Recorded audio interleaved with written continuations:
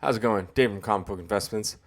So this is crazy. Heritage just had an auction, a video game auction, and these prices are just ridiculous. I never even saw this coming at all. I did a video, well, maybe it was like a couple months ago. Let's see. Here's the video. I did the video April, so 3 months ago. 3 months ago. And here it is, a Super Mario Brothers 9.6 sells for 660,000. 660,000 for a video game, a 9.6. Check this one out. Oops, here it is. $870,000. 870. Now you have to add in taxes. 870,000. Let's say it's 7%. 60,000 in taxes. So you're looking at like $1 million video game for this person that had to pay taxes, obviously, right? And shipping and all that. I don't even know how you ship something like that. That's like $1 million. Yeah. So with like the 60,000 ish, and it's if it's 8% in taxes, depending where you live. So like it's literally $1 million, $1 million nearly for this video game. And this is a 9.0. A 9.0 is not even like a 9.8 or anything. I think it's because it's an early production, so it's probably the first production.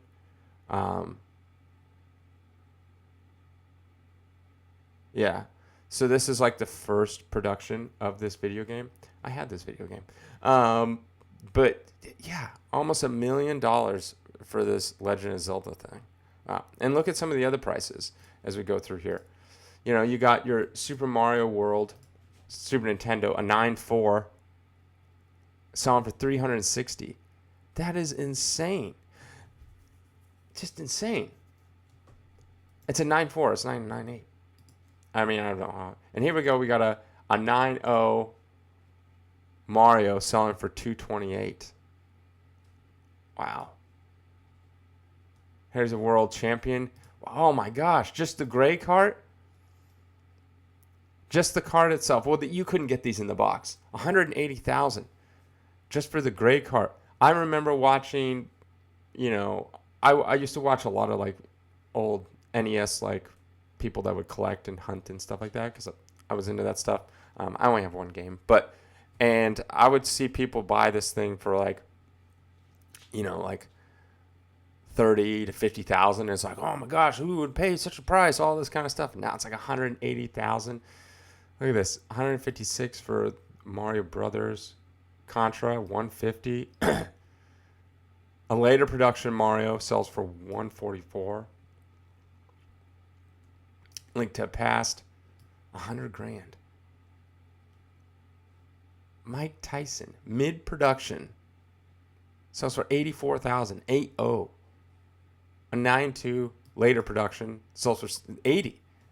Like, here's one later production, a 9.0 sells for 55, which is the same grade as that. Like, look at the difference. Just because you have a later production and it's a 9.0 versus an early production,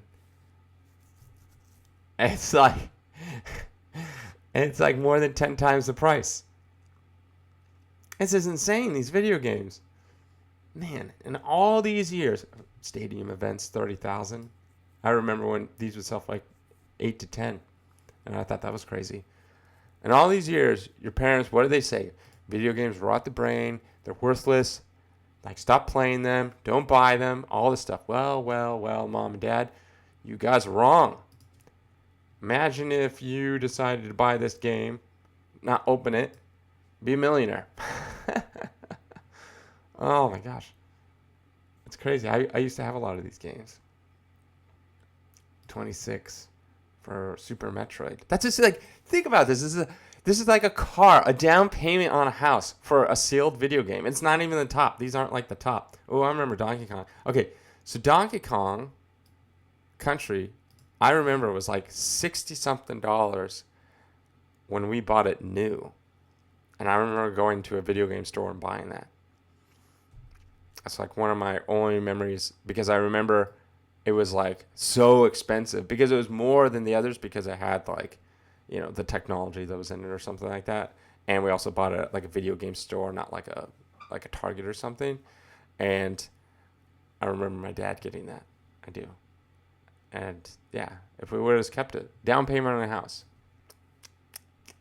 could have just rented it. Another Stadium Master 22. Oh man, rifle. What is this? M16 controller. Never even heard of such a thing. By the U.S. Army, 20 grand. Man, oh Metroid. It's like one of my favorite. This is the game I actually have. No, right? No. Yes, I have this game and Battle Olympus. I'm sorry. But I do not have them sealed. No, no, no, no, no. I thought about that years ago when I was, I used to watch video game people. I thought about buying like a Metroid and Battle Olympus. Those are the two games, my two favorite games. And I thought about getting them like, oh, I should get like a nice copy. I mean, at the time, they were probably, $300, $500, maybe $1,000 at the most. Like, you could easily get the Battle Olympus probably like $300. Man, I was dumb. I should have bought them. Oh, these are this insane. All right, here we go. Oh, this is a test market. 10 grand. I was like, just complete in box. This test market. You pretty much have to have it sealed if you want. All right, here we go.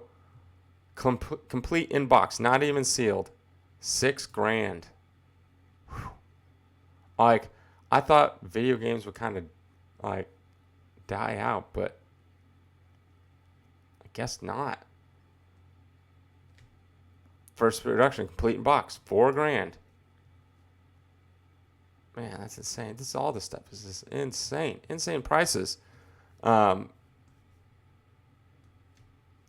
Now, I'm really curious. Okay, so CGC is getting into the video game market, grading video games.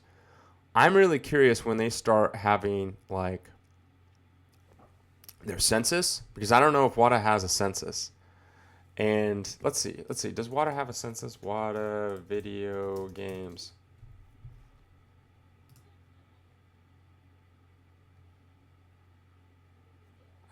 It doesn't seem like they have a census, and I think that's on purpose because Heritage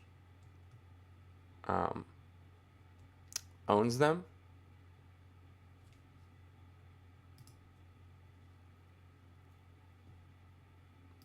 And the website's kind of weird. It's all over the place. So Heritage kind of owns them. That's crazy. Yeah, so Heritage owns them and probably doesn't want people to know how many there are. So when they sell it to their customers, they can get top dollar because they're like, oh, look at this 9-0, like blah, blah. And it's like, oh, well, there's 5 of them. It's not that rare. So people think it's like super rare when in reality it's not. And that's another reason I think it took my friend almost a year to get his games back. I think WATA or Heritage is purposely slowing down other people so they can hype all this stuff up. Oh, it's the single highest grade, or it's the highest grade we've ever offered, which would be true. And then people think it's like, oh, this is all these people with $180,000, $1 million to throw in at video games think it's like the best one there is. And then lo and behold, there isn't. Because I watched this guy, Pat, the NES punk. And I've been watching him for years. He actually lives in San Diego as well. He collects all this stuff before the huge boom.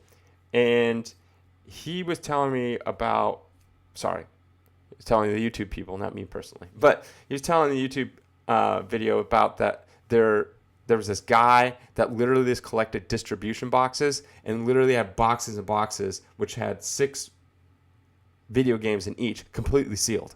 And he had like stadium events because Pat was saying like, who would pay 10 grand for a stadium event? So there's like tons of them sealed and all this kind of stuff. And this guy would like show pictures of like having like 20 stadium events all completely sealed. That guy's sitting on literally a gold mine. And then actually probably more than a gold mine. Pull out a Zelda box and it's like, oh, I got 20 copies. All perfect grade. Completely sealed in their distribution box so there's like no harm to them.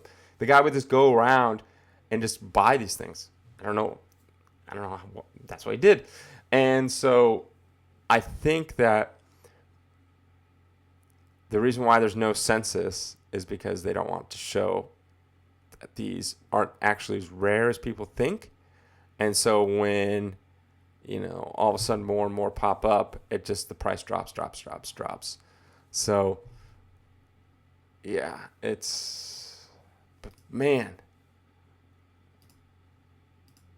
almost $1 million if you factor in like taxes and stuff.